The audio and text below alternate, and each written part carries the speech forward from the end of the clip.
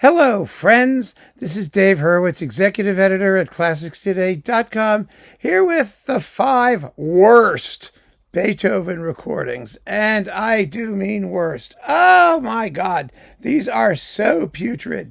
Now, some of them we've talked about before, but I thought it made sense in the context of this series to clump them together so that they're all in one stinking pile. And here they are. Oh, this is so much fun. Oh my goodness, there's such cosmic incompetence at work here. It's really pretty stunning. It really is. And it just goes to show that there's nothing so horrible that some moron won't record it and try and sell it, and some moron won't buy it. That's the saddest thing, isn't it? So here we are. First, symphony cycles. Well, we have a couple of these coming.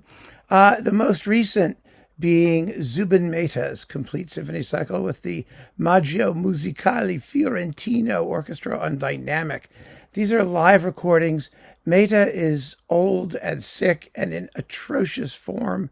The orchestra is subpar. Everything about this just screams it never should have been recorded. And it's sad. This is not just one of the worst Beethoven recordings. It's one of the saddest, really, because as I said in reviewing it originally, I believe that Mehta might have had a really fine Beethoven cycle in him had they captured it at the right moment, with the right orchestra, and under optimal conditions.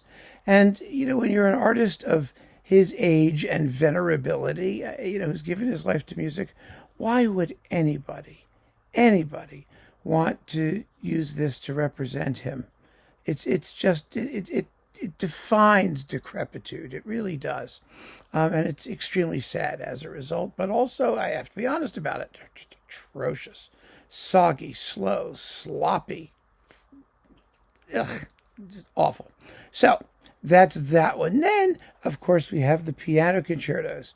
And my favorite awful recording of those is Arthur Schnickerdoodle, or Schoonderwoerd, with Cristofori on alpha. This is the Concerto in a Bathroom series, where you have single strings but a full complement of winds, brass, and timpani, with a horrid, awful-sounding little forte creature tinkly keyboard thing. Beethoven was notoriously unsatisfied with the pianos of his day. He used to reduce them to kindling.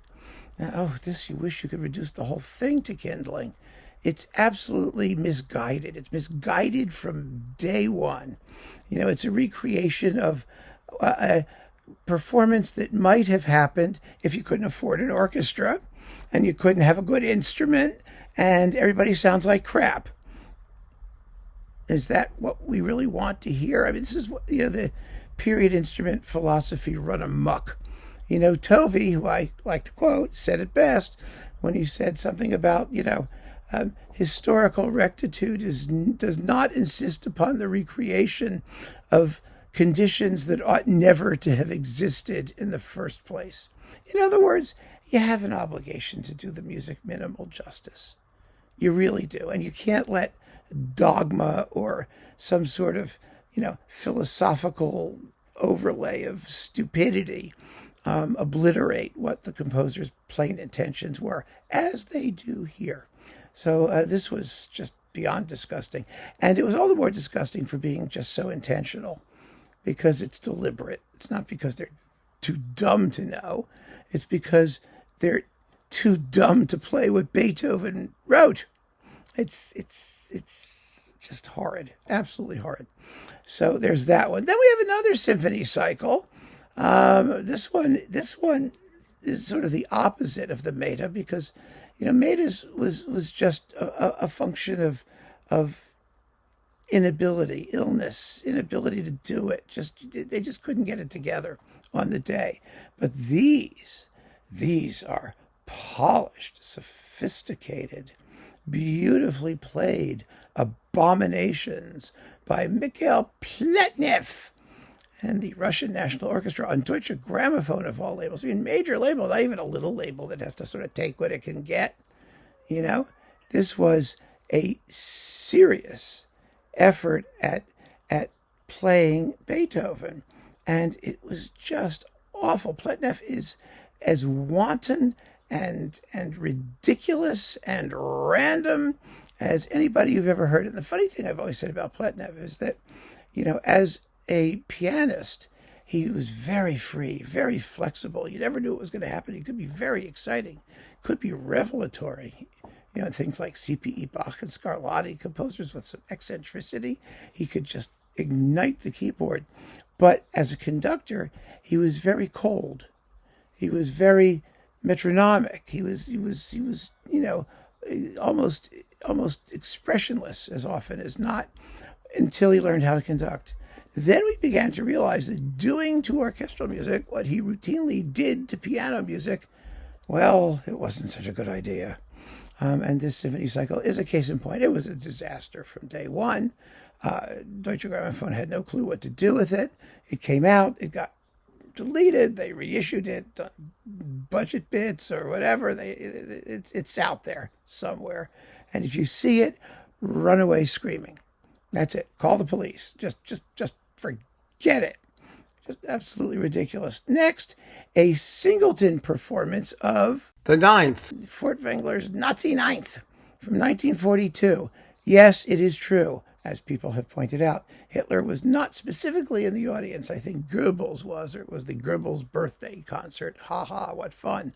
It was something. There were Nazi people there, and plenty of Nazis. Lots of Nazis. They're all Nazis. Nazi. Okay, let's get that out of the way. The problem is, it's a terrible performance. Now, I understand why Furtwängler's performance of this symphony is so mesmerizing. It's because he is true far more to the spirit of the work than the literal text. And better that, I agree, than these stupid metronomic, fussy, periody things that try to do exactly what Beethoven wrote. And what Beethoven wrote was obviously a compromise when you consider what the music wants to do, what he intended. One prime example is the recapitulation of the first movement, where Beethoven obviously intended just this cosmic explosion of sound, and instead, quite often these days we hear performances where all the instruments are tamped down so that you can hear the violins going, and the timpani going,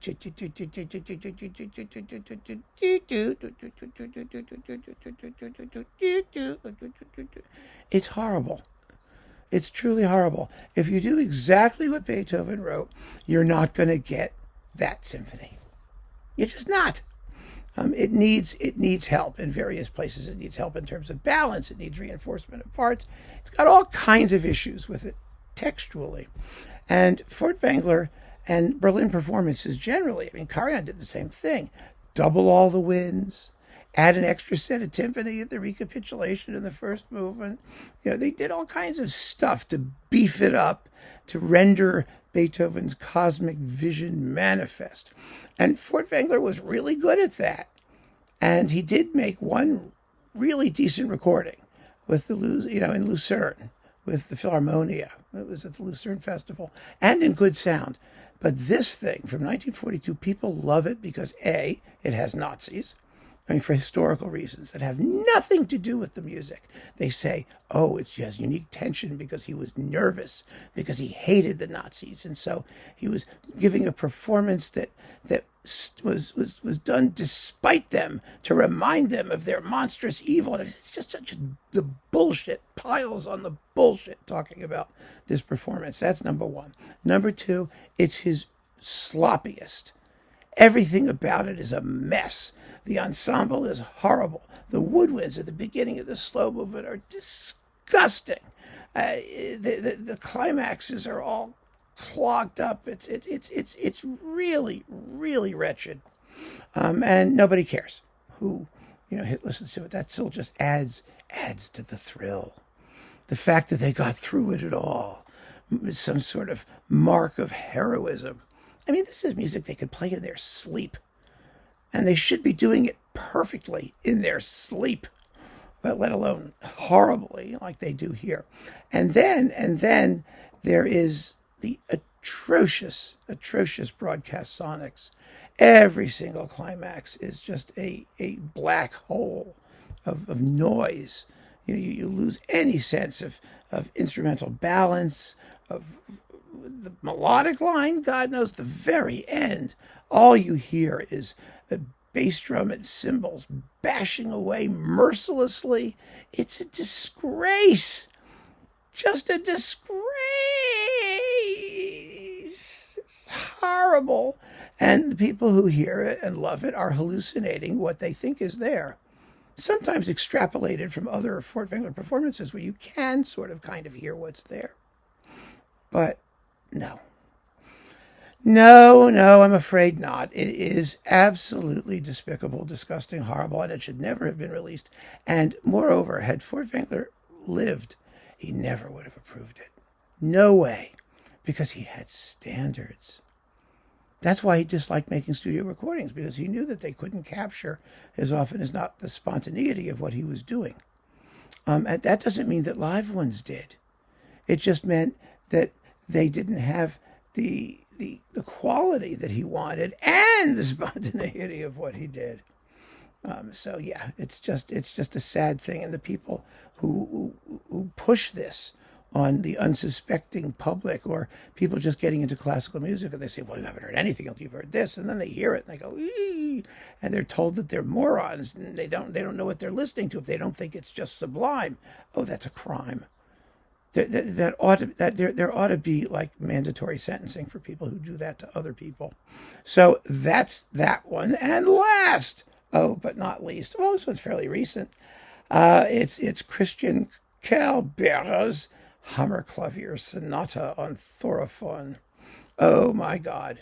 I mean, this was a fun one because normally when I say something is horrible, everyone says, you're exaggerating, and they all run away and listen to it, as many of you did. And then most of you, anyway, came back with this dumbstruck, expression on your fingertips, saying, you were right. It was that bad. How could it have been that bad? What is this guy doing? It's a joke. It's a farce. Yeah, it is. It's parody. It's a parody of Beethoven's Hammerklavier Sonata. I mean, that's what obviously sounds like now, what his intentions were in making this parody, and I presume paying for it to be released. I do not know. It just is incomprehensible. It's bad in ways that you just didn't think could happen, but they do. No matter how low things sink, there's always another level. The depths are bottomless. It's a bottomless abyss of atrocity musically. And Calbearer takes us there. He takes us there with almost malicious glee, it sounds to me. I mean, really just incredible. So here they are, the 5 worst Beethoven recordings. And if you would like to share your view of the 5 worst Beethoven recordings, do feel free to chime in. So keep on listening, friends. Thanks for joining me. Take care.